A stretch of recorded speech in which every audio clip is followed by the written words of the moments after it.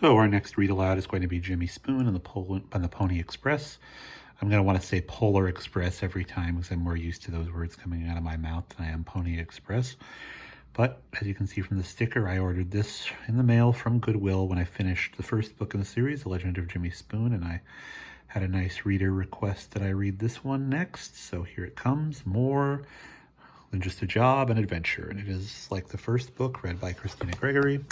And here's what they have to say about it on the back. Let's see what these boys can do. Jimmy knew from the moment he laid eyes on the ad that he had to ride for the Pony Express. Wanted, young, skinny, wiry fellows not over 18, must be expert riders willing to risk death daily, orphans preferred, wages $25 per a week. And no one was more qualified than Jimmy. He had lived with the Shoshone for years and had learned their ways. No white boy could ride like Jimmy Spoon. But 50 miles a day isn't an easy ride, even for Jimmy. And the trails are dangerous. Riders are being killed by thieves and by Indians who feel the trails are destroying the land and its resources. But Jimmy made a promise, and the mail has to get through, no matter what. And let's look at the intro as well. Sorry, page. Back.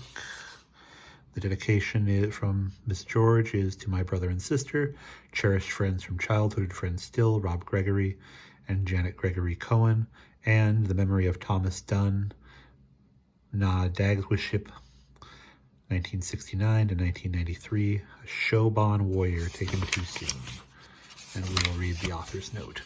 Jimmy Spoon and the Pony Express continues the adventures from the Legend of Jimmy Spoon. Both novels are fiction based on the memoirs Among the Shoshones by Elijah Nicholas Wilson. The town of Wilson, Wyoming, named for that author, is at the southern base of the Grand Tetons of Wyoming.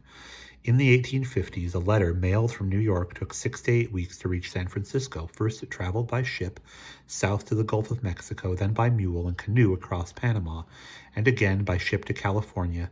If a letter went by crowded wagon along the Overland Trail, it could take months. People joked the news had already been forgotten on the East Coast by the time folks on the West Coast heard it. The Pony Express began April 3rd, 1860, covered a distance of nearly 2,000 miles, and lasted just 18 months. News was telegraphed from various eastern cities to St. Joseph, Missouri, where someone in a tiny office would decode the clicking, then write the message on lightweight paper and slip it into an envelope. Postage was $5 a half ounce. The telegram, along with military dispatches and newspapers printed on special tissue, was put into one of 4 padlocked pouches of the mochila, Spanish for knapsack. Riders averaged 10 miles an hour, racing relay style all the way to Sacramento in just 10 days. Theoretically, a fresh horse would be waiting every 15 miles, a fresh rider every 50 or so. Because there was a telegraph office in Carson City, Nevada, some news could be wired ahead to California with a message that the rest of the mail was on its way. On October 24th, 1861, the telegraph wire system was completed in Salt Lake City, Utah. Though rates were high, up to 75 cents a word, messages could now be sent cross-country in just 4 hours, making the Pony Express obsolete. And we will see you in Chapter 1.